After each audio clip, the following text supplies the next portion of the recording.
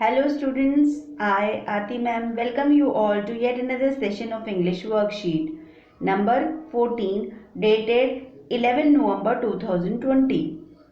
बच्चों आज की वर्कशीट जो है हमारी उसमें हम लिखना सीखेंगे एप्लीकेशन कैसे लिखते हैं प्रिंसिपल को।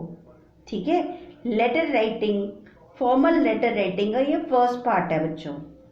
इसमें देखो सबसे पहले हमारे को टेलीफोनिक कन्वर्सेशन दी हुई है।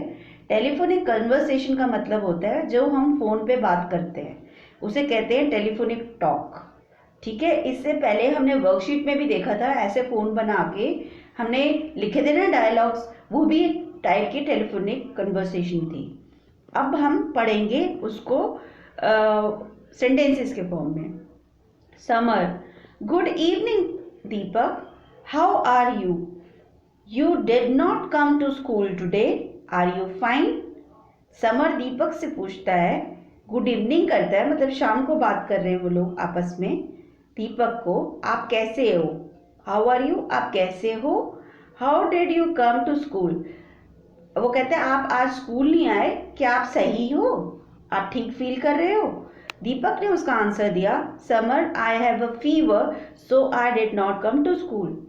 समर, उसने उसका नाम लिया अपने फ्रेंड का और कहा कि मुझे फीवर है इसलिए मैं स्कूल नहीं आया। तो उसके रिप्लाई में समर ने कहा, how are you taking mess, oh are you taking medicine?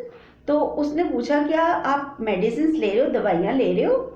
तो दीपक ने कहा, yes I am taking medicine and doctor had advised me to take rest off for 2 to 3 days। अब उसने कहा कि मुझे डॉक्टर ने मेडिसिन दी है और कहा है कि 2-3 दिन आप रेस्ट करो, आराम करो। Samar, take medicine and proper rest, you will be fine soon. अब समर दीपक को कहता है कि आप मेडिसिन टाइम से खाओ और प्रॉपरली रेस्ट करो, अच्छे से आराम करो और ताकि आप जल्दी से अच्छे हो जाओ। दीपक कहता है, thank you dear, I have written an application. वो कहते हैं मैंने एक एप्लीकेशन लिखी है, will you please give my sick leave. अब जब बीमार होते हैं और फिर एप्लीकेशन लिखते हैं तो उसको कहते हैं सिक लीव। जैसे आप लोग भी देखते हो कई बार एब्सेंट होते हो तो my sick leave application to our class teacher, वो भी अपनी क्लास टीचर को देने के लिए सिक लीव लिख रहा है। समीर ने कहा, yes I will take care Deepak. उसने कहा हाँ मैं दे दूंगा, आप आराम करो, आप अपनी देखो अपने आप को ठीक से। ठीक है, ये तो दीपक ने कहा। अब हमारे पास क्वेश्चन आ गया बच्चों। वो कहते हैं सपोज यू आर इल, कहते हैं आपको ये प्रिज्यूम करना है, एज्यूम करना है, आपको ये मानना है कि आप बीमार हो, इल हो यानी बीमार हो। ठीक है, इल का मतलब क्या होता है बच्चों, बीमार होना। आप इल हो यानी बीमार हो and you need to be on leave, और आप लीव पर हो यानी छुट्टी पर हो। How will you inform your school, तो फिर ऐसे में आप स्कूल को कैसे इन्फॉर्म करोगे? One way is to write an application, उसका एक ही तरीका है कि हम एप्लीकेशन लिखें क्लास टीचर को अपनी and give it to your class teacher. Given below is the format on application. Fill the blanks given below and write the application. अब उन्होंने कहा है कि हमें क्या करना है, एप्लीकेशन लिखनी है और उसका यहाँ पे फॉर्मेट दे रखा है। ये जो है ये बच्चों कहलाता है format, format of the application. Format मतलब खांचा यानी रूपरेखा जिसको देखकर हम लिखते हैं। अब देखो ये कैसे शुरू होता है, चलो हम देखते हैं। सबसे पहले क्या होता है, हम लिखते हैं द प्रिंसिपल, उसके बाद कॉमा लगाते हैं। प्रिंसिपल हम प्रधानाचार्य को कहते हैं इंग्लिश में। फिर नेम ऑफ द स्कूल, हमें यहाँ इस ब्लैंक में नेम ऑफ द स्कूल लिखना है, तो हम यहाँ पे पूरा लिख सकते हैं, SKV लिख सकते हैं, या हम लिख सकते हैं सर्वोदय कन्या विद्यालय। तो हम यहाँ पे लिख देते हैं सर्वोदय कन्या विद्यालय, SAR सर, VODAY सर्वोदय कन्या, KANYA कन्या विद्यालय,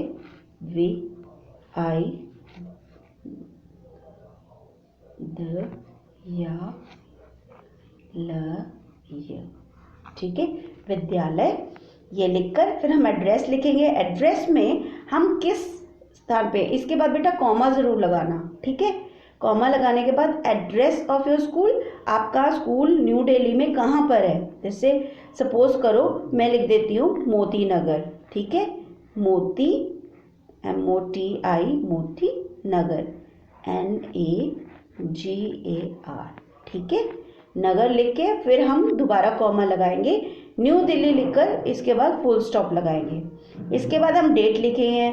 जैसे मान लो आज की डेट है 11 नवंबर है ना, तो हम यहाँ लिखेंगे 11 नवंबर NOVEMBER नवंबर 2020।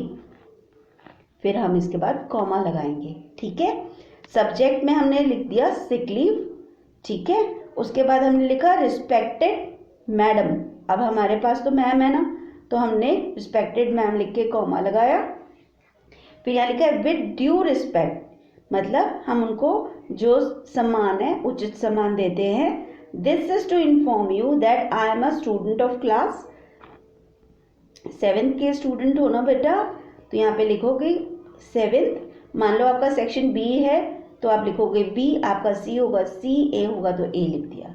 ठीक है, तो यहाँ पे लिख दिया 7th बी, तो यहाँ पे आएगा विद ड्यू रिस्पेक्ट, आपको उचित सम्मान देते हुए मैं ये इन्फॉर्म करना चाहता हूँ, मैं ये आपको बताना चाहता हूँ कि मैं जो हूँ स्टूडेंट हूँ, मैं विद्यार्थी हूँ। कौन सी क्लास का? 7th बी क्लास का।